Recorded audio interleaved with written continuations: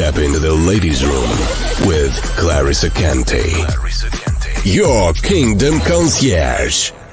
Step into the ladies' room with Clarissa. Step into the ladies' room with Clarissa. Step into the ladies' room with Clarissa. Step into the ladies' room. Step into the ladies' room with Clarissa. Step into the ladies' room with Clarissa. Step into the ladies' room with Clarissa. Step into the ladies' room. Topics that interest you, fun and minister too. She's on the cutting edge. Come and join the Kingdom Concierge. Step into the ladies' room. Step into the ladies' room with Clarissa Kente, your kingdom concierge. Hello, everyone, and welcome back to the Ladies Room Talk Show. I'm Clarissa Kente, your Kingdom Concierge. We're going to have a great show tonight. If you have been following me, I have been posting about an amazing topic that a lot of women deal with. And we're going to have some answers here tonight by an amazing author of a book that I think is relevant to a lot of people. So I think it's going to be a really good show. I want you to go ahead and take this post and share it out with your network of friends. If you are a part of any women's groups that are out there on Facebook, go ahead and share this live inside the group so that people can know that we're live, and you'll be able to ask questions of our author here tonight, kind of seeing how she went through it and all that kind of stuff. Hopefully I can ask as many questions as I can so that we can cover those things. But if not, certainly you want to take this post and share it out to your network of friends. Now, before we get started here tonight, I want to say thank you to Anthony Lassiter and Allison Sanders. And so not the Allison Sanders that's the playwright, but Allison Sanders, the opera singer. These were two people who volunteered for the World Games 2022 in Birmingham, Alabama. They did an amazing job. Allison Sanders actually sang on the stage with Lionel Richie. Whoop, whoop. Good kudos to you, Allison. I know that was a wonderful opportunity. If you missed the show last night to kind of check out how she did with that and how she felt having an opportunity, you certainly want to go out to the page and check her out. Also, Anthony Lassiter.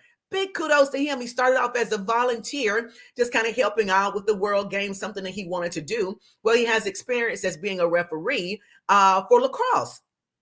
And they were falling short of refs for lacrosse, and they were able to reach out to Anthony Lassiter, and he indeed became a referee for the World Games, guys. That is so huge, and it's all about being in the right place at the right time. And so again, Anthony, kudos to you, brother. Great job. I know this is a good resume builder for you. And Allison Sanders, of course, she has an amazing voice, and to have an opportunity to share the same stage with Lionel Richie is nothing short but phenomenal.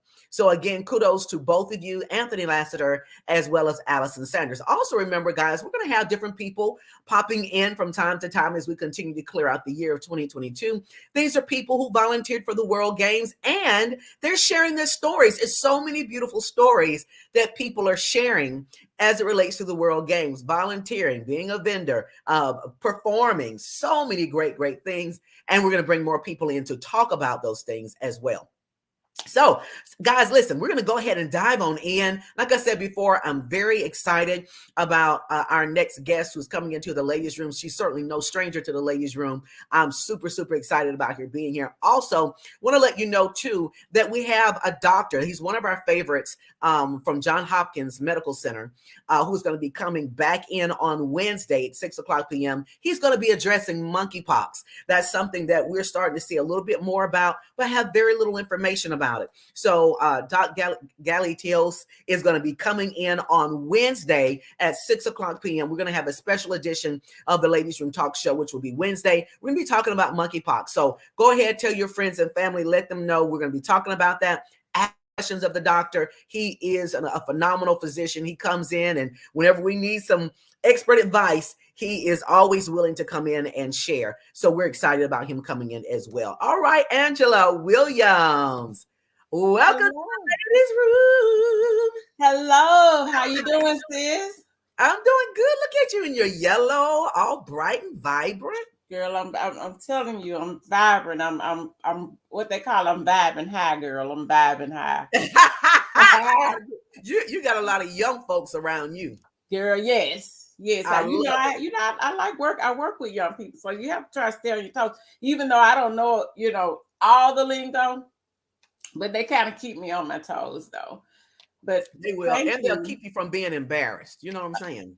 Sometimes I'll embarrass myself. They love it. I know. I use the wrong thing, the wrong context at the wrong time. I'm like, whatever, it'll be all right. So Like, listen, I know what I mean. Yeah, exactly. You know enough to laugh at me. How about that? Yeah.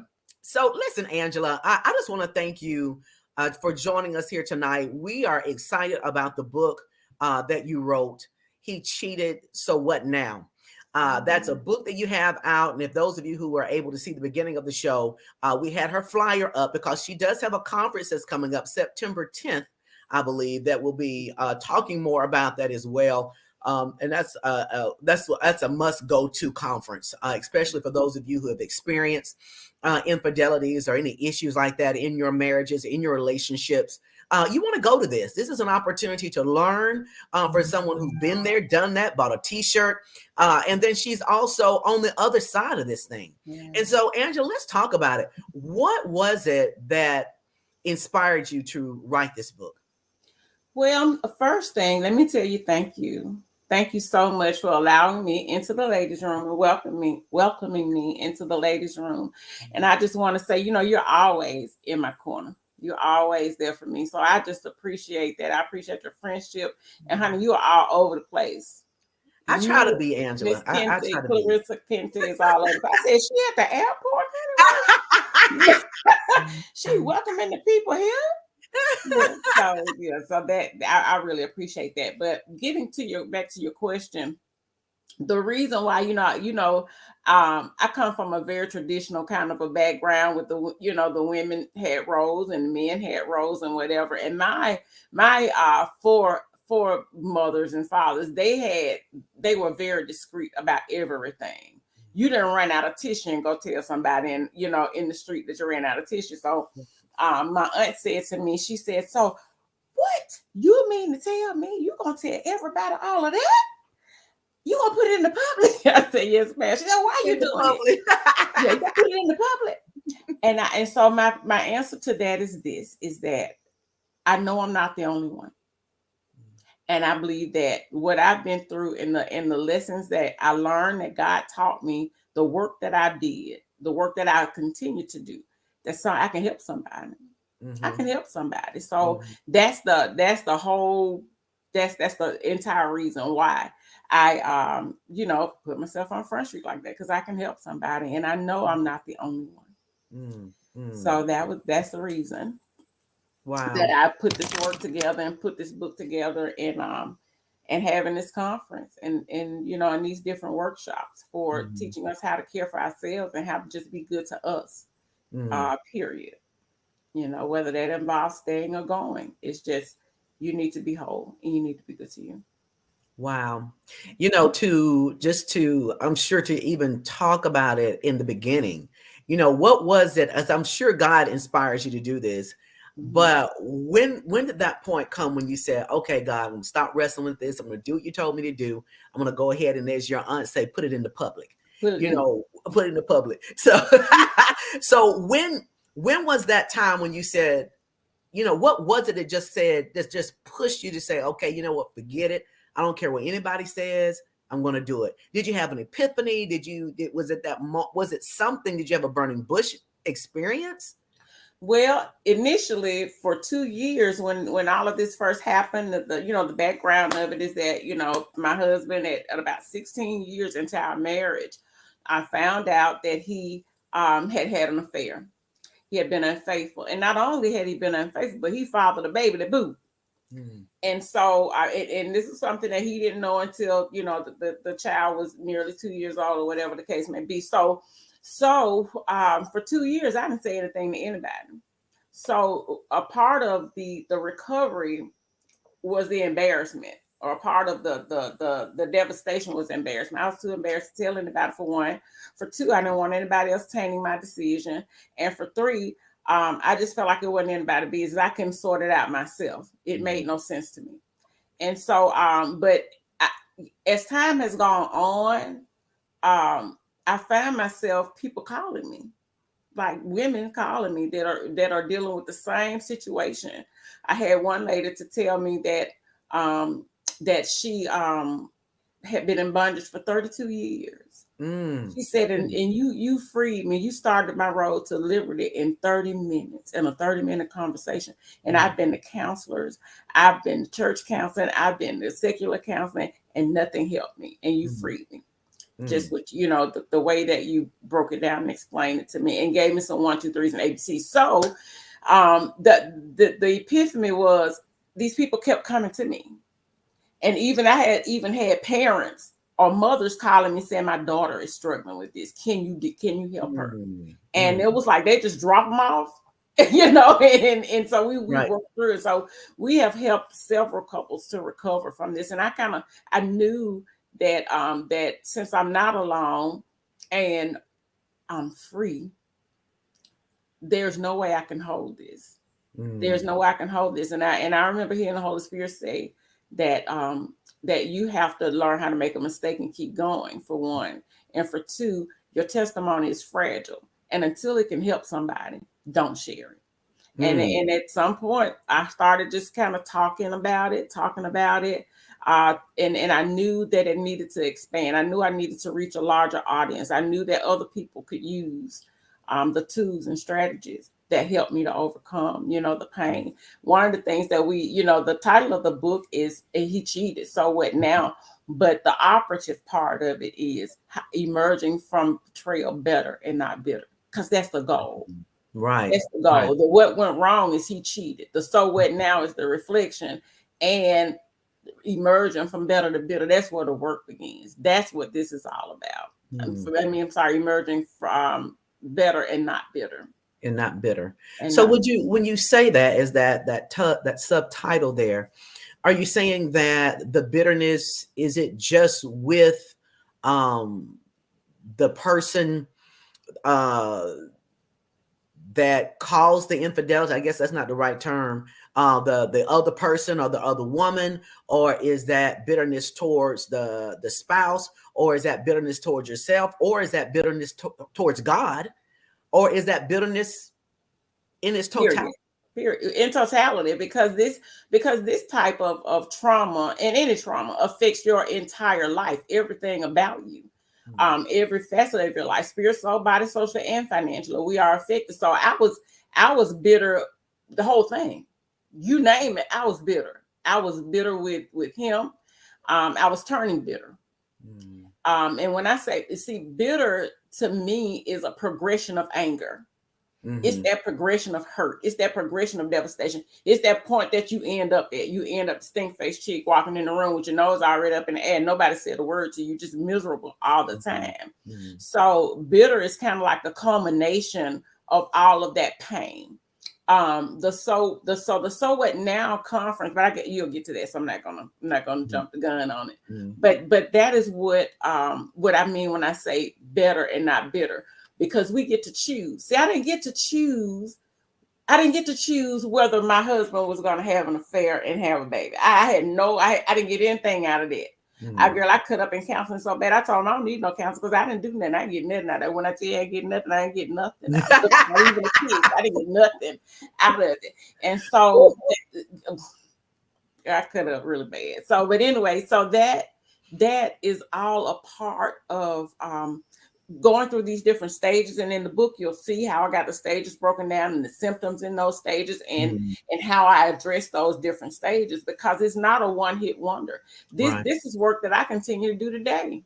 I continue this type of self-care today because I don't want to go back. And so I was angry and bitter with everybody. I was suspenseful at everybody. You know how I don't know if you've ever had this sense, like you feel like you walk in a room and a hush comes over. Yeah. And you feel like everybody in there talking about you. You know what I mean? Like everybody talking about you. So I was suspect of everybody, and everything. This made me so so like negative. I've never been a negative person. It made me pessimistic Yeah. about everything. Didn't trust nothing, didn't trust nobody. Now, as far as being angry with God, I was never angry with God. I was confused. And I wasn't angry with him. But I was definitely angry with my husband. I was angry with the woman that I don't even know. I was angry with I was, if you come and tell me how, I was angry with the church. I wasn't angry with God, but I was very angry with the church. I felt like and I share this in the book. I know that, my church is a good church, good people. And I believe that, and I'm just speaking from my personal experience, that when we go to counseling in the church, that's one thing. We get to heal, or get to nurture, or to work with our yes, gotta do the work. So, and that's what it is. It's work. It's not just waiting for time to pass and to heal our wounds, baby. You got to get in there. You got to dig deep. And so, what I was thinking about in the book, and I share in the book, that the counseling at the church, is well intended, good hearts, but I felt stifled, and I felt like the onus was on me to hurry up and get over this thing, to exercise my faith. First of all, I'm hurting, and I didn't know exactly where the core of the hurt was. I know what the incident was. Right. When you really start doing this work, you start seeing a whole lot of other stuff about you. And that's what this movement is about. It was about me. This was not about my husband. It wasn't about the church. It wasn't about the woman. It wasn't about the baby. It was all about me. And the question often comes up, and I often ask people when I'm working with them, what do you want? What do you want out of this thing? Now, whether you stay or go, that's your business. And I'm not going to advocate, because I'm not Tammy Wynette, and this is not Stand By Your Man. Because it might not be for you. It might not be. You might need to run from that booger. Right. You may not need to be with him. That's your business. I'm not telling you where to go or stay. What I am saying is that if you stay, you need to be whole. If you go, you need to be whole. You know what I mean? And so that is sort of the whole idea behind the conference, is to share the work, to teach the work that was done. I needed a game plan. I didn't need any encourage. I didn't need people to just encourage me, stroke me, or none of that. I needed a game plan. I needed a strategy. I needed to do something. So, and I'm kind of rambling a little bit, and please forgive me for that. No, but so I felt like my church counseling was well intended, but it did not. It didn't get me what I needed. And also, I felt like secular counseling helped me more.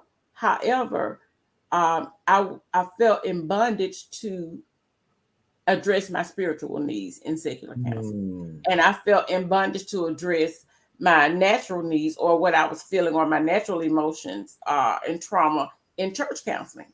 Because for some reason, I felt like, and it could be true, could not be true, but I felt like if I didn't hurry up and get over it, or if I didn't lift up holy hands and smile and act like I was over it, that my faith was in question, that my Christianity was in question.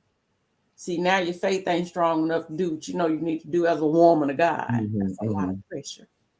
That's a lot of pressure. So when I made the decision that this was mine, that was a whole nother thing, Clarissa. Embracing that, to ask the question, go back to asking the question, what do you want? I couldn't answer that because I didn't know what I wanted. And just the question itself is problematic, because it's got a whole nother groove to it, because I had to first embrace the fact that it was my choice to make. Right. I had to first embrace the fact that it was me and all about me, and it was my choice to make. And I didn't have to clear it with nobody. It didn't have to be based on the children, the husband, the house, the money, the job, the nothing, the nobody else's expectation. It was about me. And that for me was liberating, because as you know, as a mother, as a wife, as a significant other, just as a woman, period, we Right. often make decisions that are, and we take other things and other people into account because we have to. That's what we don't say no because we don't know how to say no. And those are the kinds of things that I discovered in this journey, in this work, that I was messed up. I was So, messed up. Angela, let me ask you this question. Do you think, because we know God doesn't put stuff on people, we know that. A lot of things are people-based decisions. But since this has happened, do you think that God used the incident for you to tap into who Angela truly is and the potential of who or what she can become? Absolutely. Absolutely. Turning that mourning into joy. I absolutely believe that. As a matter of fact, I was thinking, I'm meditating on that this morning. I was up, I get up early. So I was up by 4:30, waiting on the sun to come up. And I was meditating on that. And I've always been a communicator. I've always been a speaker. I don't like to say inspirational speaker or motivational speaker. I want to provoke you. I want to provoke you to do something. Because faith without works is dead. You can believe all you want to.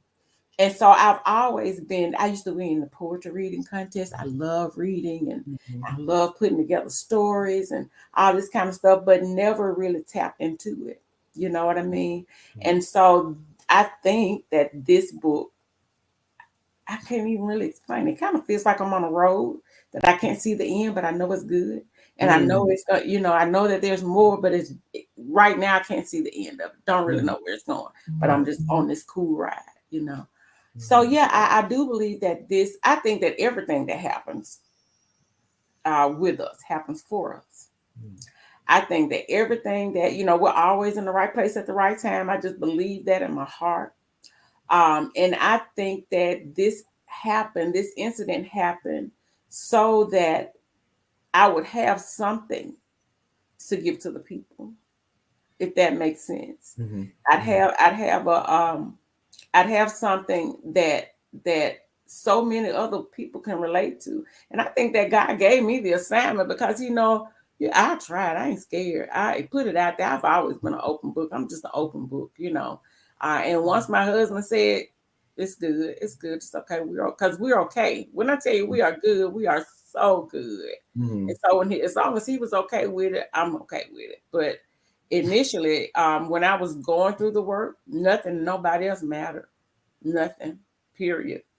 I was you asked me earlier that, like, what was that pivotal point? It was like a combination of things because everything was affected. My work was affected. My business was affected because I couldn't think straight. I was depressed, so I couldn't, I had no energy, none of that. All I could, like, these thoughts were just bombarding my mind over and over and over and over again. My relationship with my children suffered because I was a bare minimum mom. That's all I could do. I could provide food, clothing, shelter, and school. That was it. I couldn't do anymore. My friendships suffered because I didn't trust them either. You knew. Somebody do something. And don't tell me I need to get don't do that. Don't talk to me like that. I don't want to hear that. So everything was affected. I was sick. I got diagnosed with 5 different illnesses during this time. Five. Wow. Yes. And so that was kind of like a pivotal point that made me come to myself, like, hold on, wait a minute. I remember leaving the doctor's office and I got to the light and I'm looking at these prescriptions and I'm thinking about what she said. I said, wait a minute. No, I'm not going to do that. I don't want to do that. I do not want to do that. I still had not made a decision at that time whether I was going to stay or go, but I didn't want to live mad and angry and missing out on my children and missing out on, hanging out with my girls. And I went to church and couldn't hear. I would go to church and couldn't hear nothing. I arrive angry and upset and I leave angry and upset. temporary, temporary relief, a little, cry, shout, or whatever. But I was still tore up, still tore up. So when I started getting physically ill, that was a turning point for me. That was like, I'm too cute for this, honey. I ain't be able to do this. Right. You're too cute for this, honey. This day, she said I was diagnosed with Graves' disease, high blood pressure, rheumatoid arthritis, and there was two more. And I was like, I said, you sure you got the right side? Depression. Right. It was something else. But yeah, so that's that. And so now I don't have any of those issues at all. I decided I just wasn't gonna live like that. So Angela, what do you tell those women who say, I just can't do this. I just can't do this. What do you tell those women? You have to do it.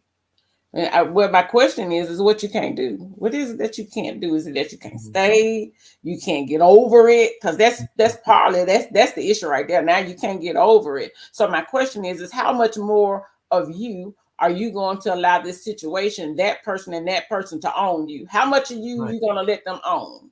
Because that's what's happening. They owning you. Right. This situation is owning you. And so that is my okay, so I told one young lady, we had been going through it. We were working through the steps. We were working through, the work, the all the work that we were doing and the assignments that I was giving her and the suggestions. And she still was, but you don't know, but you don't understand. So she called me one day. She was just out of it. And this was like, I guess 3 months into our relationship dealing with this situation. And I said, I tell you what, just leave him. Just leave. Who's stopping you? Just pack your children, pack your stuff, and go. Right. If you're going through all that, she said, it ain't that simple. Yes, it is. It's not that simple. I said, well, what you gonna do then is dry your nose, put your dukes up, and fight. You're not fighting for the marriage, you're fighting for your own sanity. Right. And so it was some other things I told her that I can't say on here. And so she called me like a month later. She said, girl, you got me all the way together. So it's sometimes we need to be kind of shocked or jerked back into reality. My reality was tore up and I wanted to change that reality. I didn't want to hate everybody I saw. Yeah. So is it safe to say, Angela, that time is different for different people? Absolutely. The time that it takes for healing and restoration for a person who's experienced something like that. Absolutely. It took me 6 years to get over this because I didn't have, I had to learn as I go. And so it took me 6 years, but this is my mantra. This is your ride. This is your journey. I cannot tell you to stay or go. I cannot tell you how long you need to be in this journey. I can't tell you that, but I can tell you that it's going to be all right on the other side. I can't tell you that if you practice, if you put into practice these suggestions and these principles and this work that I'm sharing with you, I promise you, you'll come out on the other side. Okay. Now this is your journey that you have to take, because this is between you and God. You and your higher power, whether it's a tree, is between you and whoever you trust for your supply, your source, whoever that is, or whatever that is. And so this thing is personal. It's a personal ride. It's a personal journey. And I would be doing the same. If I say, okay, girl, it shouldn't take you no more than 6 months to get over this thing, I would be doing the same thing that I felt that the church was doing to me. Let me stop you right there, because you had mentioned something about the church, and I wanted to tap to kind of ask you a question about that, and we start talking about something else. What can the church do, or some churches do, to rectify that? I can say that probably most churches don't have what you want to call a strong counseling for marital issues.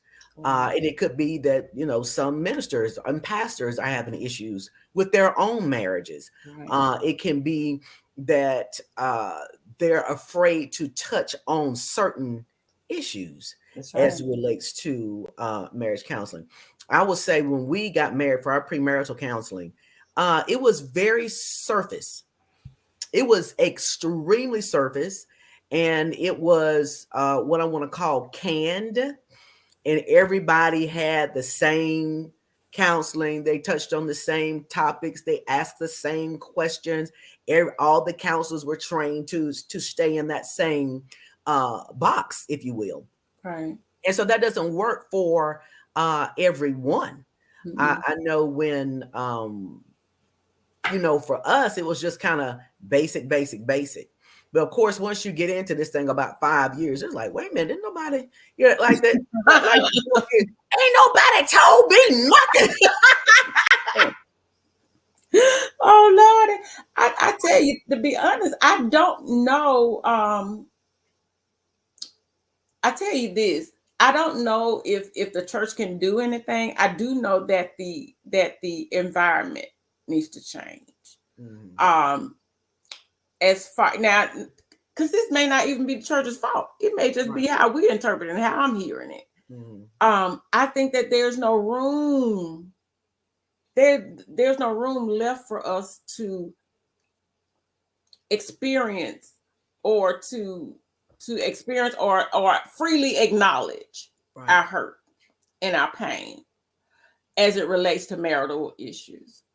Um, it's so taboo, because there are people that are dealing with this thing, and as long as we're discreet, see that was another thing. So it was like, as long as you're discreet, then and nobody else knows. But yes, somebody know, God knows. Right. I know.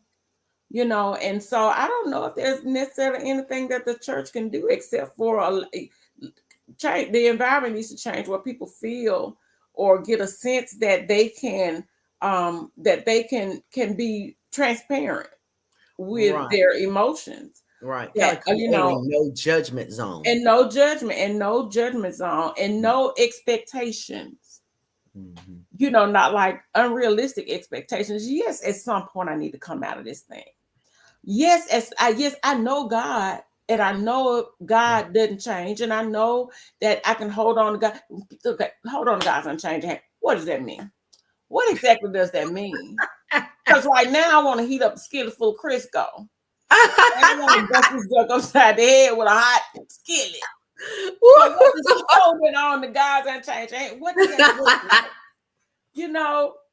Because I really, girl, yes, I know that's what I want to do. And I said that in the counseling session. I said, so what I want to do right now is get the rest of this butcher knife out of my drawer and stab him and stick him and cut him and watch him die gangrene real slow. Did you say die of gangrene? Real slow. Real slow. Slowly. So if you share that in church, what, sister? That ain't Christian. Like right now, I ain't Christian. I ain't feeling that like Christian. Mm-hmm. I wasn't feeling nothing like Christian. I bagged off of everything. I mean, everything. One day I said, see, back in the day, I was a Hennessy drinker. Mm-hmm. And I said, I'm going to the store. I'm going to get me a bottle of Hennessy, and I'll get in the corner and I'm going to drink it.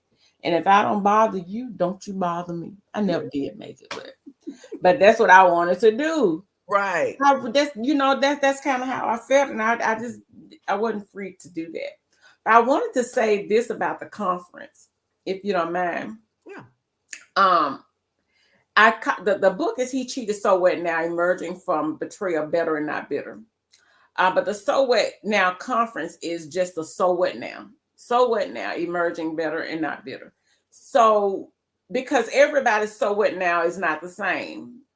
Every woman is not struggling with devastation from infidelity or betrayal. Right.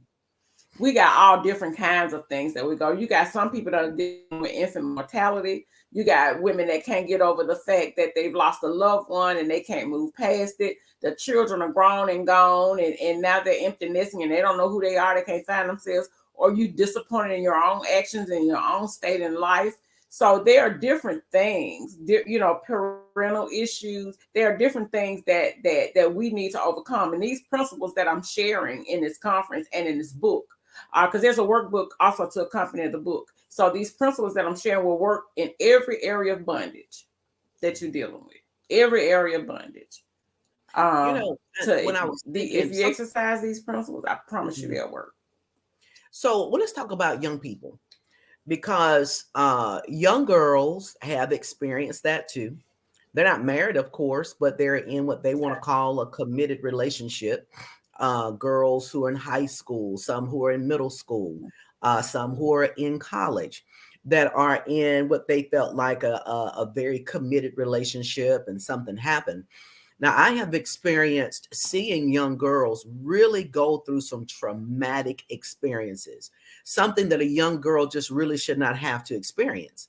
A lot of them felt low self-esteem. Some of them didn't want to live anymore. Some of them went into a deep, dark depression. Some of them really experienced some traumatic things. Now, can this particular conference and book be something that a young girl can glean from or learn from as well?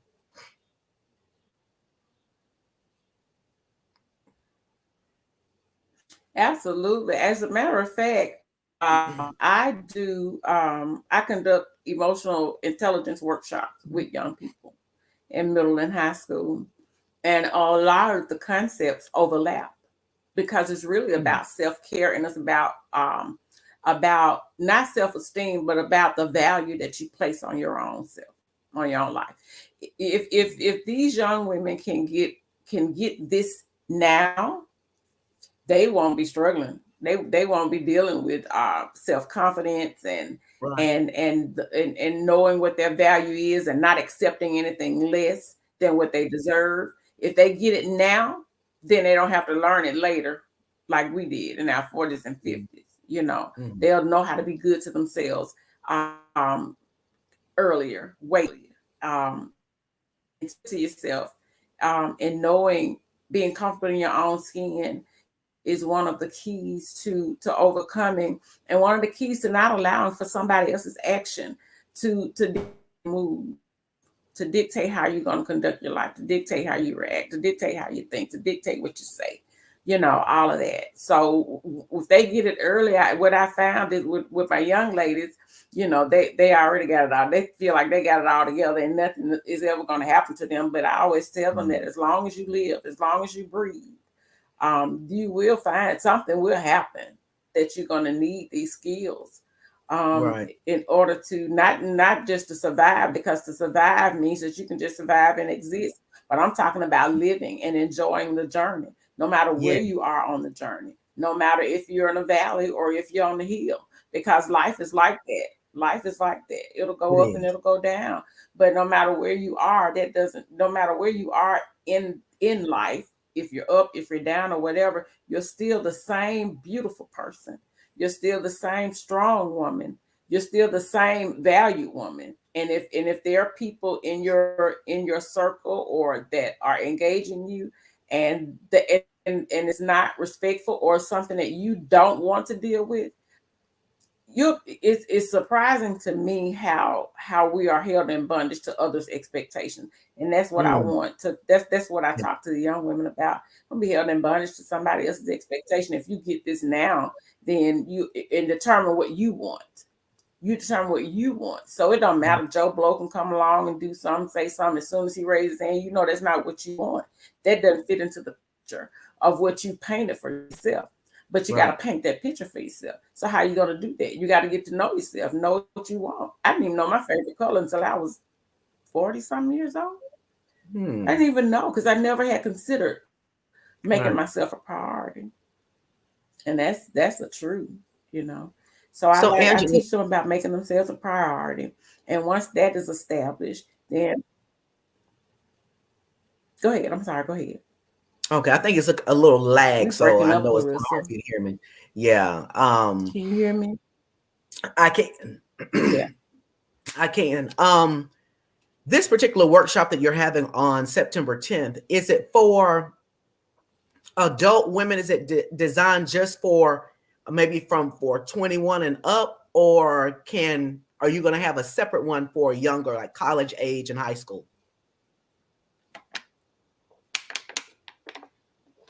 This workshop will cover college age, high school and college age young women, all women who are interested in taking care of themselves and being comfortable in their own skin and knowing how to having a skill set to overcome challenges when they're engaged in challenges, whether it's infidelity, whether it is whether it's you having a challenge with somebody in school or whatever the case may be. So these principles work for everybody, work for everyone. And this strategy, these tactics that I've learned, that I use, that I have in this book will work, because what we address in the book are things like your thought process, like why you think like that.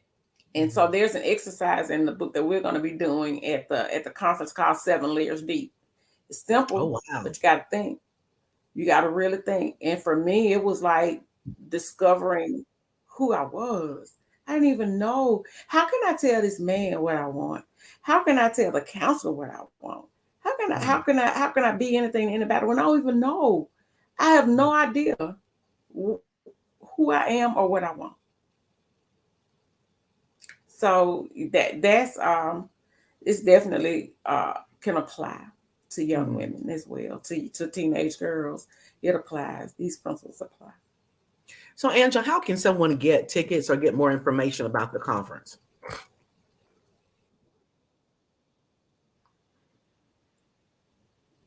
Well, of course, we're on social media, and I'd love to be able to put the link to the registration and conference. We have a link that you can click on, and you can register for the conference. The conference itself, the entire conference is $75. When you go to the registration, there's another $2.50 fee on there for registering through this website. But at the conference, you'll get the conference, all the conference activities that we're going to be doing, and we're going to have a really good time, because I want to make sure that you all feel like queens when you come in the door. And then there you get the book. You'll get you'll get lunch, really good lunch. We're going to have lunch catered, and then you'll get a chance to choose from 3 different workshops, 45-minute workshops. You can either participate in a group therapy session if you'd like. You can also participate in a yoga session, or you can participate in a mindfulness and meditation session. So the reason why for the or either if you don't think that you can make the conference, then you can just purchase the book. The book is $20 plus shipping, and then and then we also have booth space available for small businesses who want to come and just, and have a space. And it's just $50 for that. If you want to come and share your products or your services at this conference. Now, the reason why we're doing the pre-registration, and I hope that a lot of people do that, the majority of people pre-register, because if you choose yoga or mindfulness, then you need to bring your mat with you, because we want to adhere to COVID protocol. And so you need to bring your own personal mat with you. So that's the reason for that. September 10th from 10 until 2. One of the young lady who's conducting our yoga workshop her name is Adi Devi Kerr. She's very popular around the city of Birmingham in the genre of teaching and training yoga. She's so cool. And then we have Anila. She's going to be conducting the mindfulness workshop, and then we'll have a therapist from Lord help me. Can't think of it now, but I'll know. I'll put it out though. But we'll have a therapist that'll be coming to conduct that 45-minute group therapy session. Meditation was a huge part. Now I pray and I know how to meditate on the Word of God, but this mindfulness and just being quiet helped me so much, because it was in that I learned, that I discovered what I wanted. Wow. I would admonish. So we're going to be there. We're going to have a good time. We'll have some,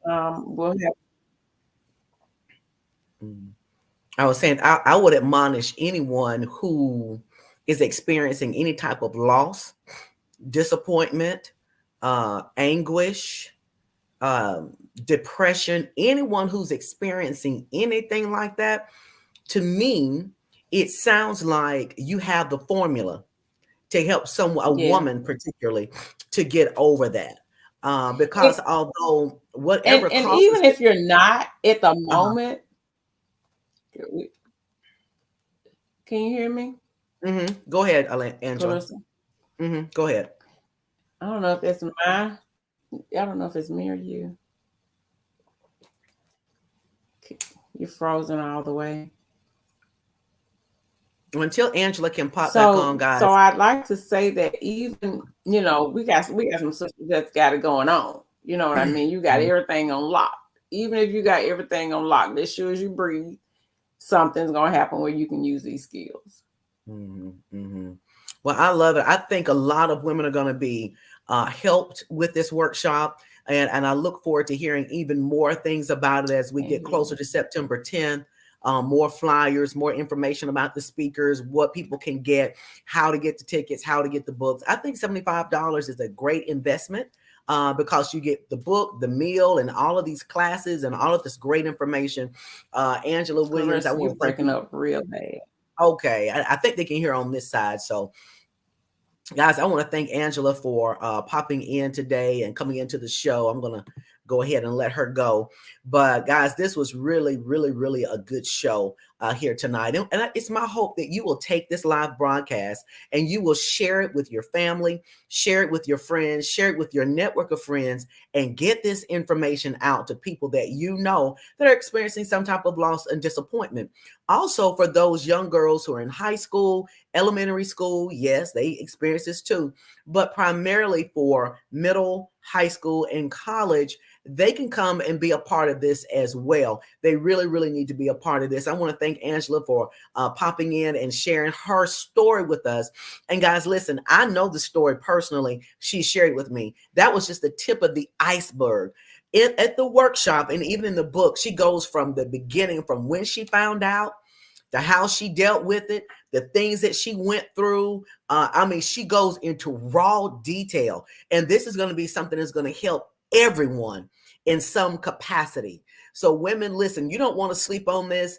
He cheated. So what now is the book? He cheated. So what now is the conference? You want to make sure that you get out there, go out there to Angela Williams's page.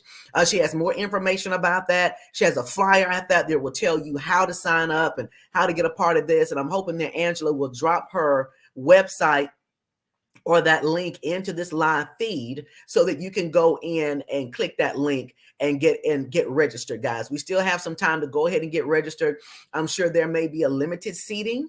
So you want to go ahead and get that early so that you can be involved and get all of the things that you need. And I'm sure that that book will be there and she'll be able to personally sign and you get a personal autograph from Angela.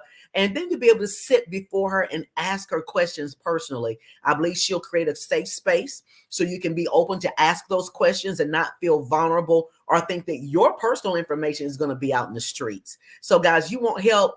You want something that's going to really get you over this hump that you're experiencing or what you have experienced.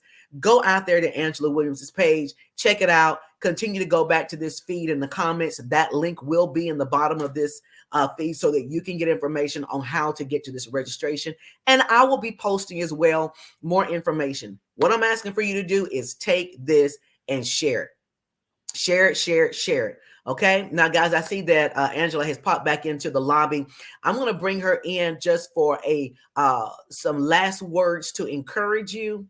And for those of you who are experiencing this type of trauma in your life, I'm asking that she'll come in and share a few words of comfort. Angela? All right. Thank you so much for everybody who's in here and listening to me. Definitely, I would admonish you that the principles and tactics that are taught at this workshop will work for everybody. Work for any situation that you may have. The only thing one of the things, the reason why I did this is because one of the things I absolutely abhor is for somebody to tell me what to do and not help me to do it, how to do it, or teach me and show me how to do it. In this book, And in this conference, what you're going to get is you're going to get practical advice. You're going to get practical skills and tactics that you need to use in order to overcome any pain, whether it's the trauma related to infidelity or death or your lot in life or disappointment of any kind, any hurt. These skills will help you. And so they're practical 1, 2, 3s and ABCs. Not girl, it was hard. Girl, I just prayed a lot, prayed real hard. Not know, what did you do? And that's what I want to share is what we did. So come on out. I promise you, when you leave there, you'll understand how important it is to be good to you. And then you're going to leave there with some skills to help you to be good to you, because that's what's important. You need to be good to you, and all this other stuff will fall in line. Whether my trauma originated with infidelity, that may not be your thing. You may even have it going on, but just as sure as you breathe and just as sure as you live, you're gonna have something that you're gonna need a challenge that you're gonna need to come up against, that you're gonna need to win, that you're gonna need to get under control. Because it doesn't take but a moment. It's a little bit here, a little bit there, a little bit there, a little bit there. Next thing you know, you just stink face chick that don't nobody want to be around because you're so nasty. Right. So that's the thing. This is a judgment-free zone, because I understand if you're feeling like that, honey, you just feeling like that. Nobody is trying to tell you how you need to think. I'm just telling you what I did to help me to get over, to help me not to be so angry, to help me not to be bitter. The goal is for you to emerge from any traumatic experience better and not bitter, and it's possible. I love it, guys. I love it. Angela has just shared with you that there is hope. There is hope for you. This may not be for you, but if it is, I want you to grab hold. See, we have a tendency to miss opportunities. And sometimes opportunities may not come back around again. Mm-hmm. So we have to be intentional, and we have to be aware of what's coming before us. This is an opportunity for those of you who experienced stuff. Some of y'all walking around with stuff from years and years and years, just backed up, with just trauma that you have not released. And you're wondering why you're on blood pressure medication, why you're on diabetes, why do you have all these ailments, migraines and all that. You're wondering why these things are happening. It's happening because you have not released. You have not let go. So experiencing this disease. I wanted to put in a little plug that our next, after this conference, this is just the beginning because this is an ongoing work. So after this conference next year, we're going to be doing a cruise retreat. So we're going to take this on the ocean, and we, of course, we have fun on the ocean, but we're going to get some work in. Right. So I will keep everybody posted. I'll have more information at the conference on what you can do and how you can register for that cruise repair that we're going to be working on, that we're going to be doing. I don't know what we're going to call it yet, but it's so it now. But it's definitely going to be a cruise retreat that we'll be doing. So I know we have some limited space, but I'll share that information at the conference. So y'all come on out. Yes. Oh, question, Angela. Will the workbook be at the conference as well, or is it just the textbook? Yes. It'll be the book itself, and then you'll get an accompanying workbook. You can get a workbook to accompany it. Okay. If we do any activities at the conference, you won't have to worry about using your material that you've purchased. We will furnish that. Yeah. So definitely. Wonderful. All right, guys. Looking forward to the conference. I know it's going to be great. September 10th. Mark your calendars for that. Also, look down in the comments. I did post the link for registration, so you can go ahead and check that out and get your ticket. Just $75 gets you in the door, guys. It covers everything, which I think is a very good investment for such a wealth of knowledge and information that's being shared. All right, guys. Again, Angela, thank you so much for joining us tonight. It was an honor and a privilege, and we're praying that more this information will get out to so many more people as the week goes along and as we go along throughout the month of August. Kamora, hello there. She said, Miss Clarissa's on YouTube. Yes, I am. I'm on YouTube as well. So thank you, ma'am, for joining us on our YouTube channel. All right, guys. Thank you so much for joining us inside the Ladiez Room Talk Show. Stay safe, stay the course. Remember, tune in on Wednesday. That's this Wednesday, 6:00 p.m. Central Standard Time. I have a doctor from Johns Hopkins that's going to be coming in. He's going to be discussing monkeypox, what it is, how you get it, how you can protect yourself from it. It's information, guys, that we need. It's starting to spread. We have very little information about it, and the information that we do have, it's not really consistent. I've heard all kinds of stuff. And so why not better to have a doctor from Johns Hopkins to come and share with us? We've had him in several times before to talk about COVID and that sort of thing. And so now monkeypox is here, and he has been always very good in sharing good, knowledgeable information, and I don't expect any less. So join us tomorrow, Wednesday night, 6:00 p.m. Central Standard Time. That's a special edition of the Ladiez Room Talk Show, so that we can bring you information to help you understand more about monkeypox and what we can expect for that. Okay. All right, guys. Thank you so much for joining us. Have a great and wonderful evening. Thank you, Angela, for joining in. Thank you. All Good right, night, everybody. Be good to you. Yes. Good night. Good night. Step into the ladies' room with Clarissa.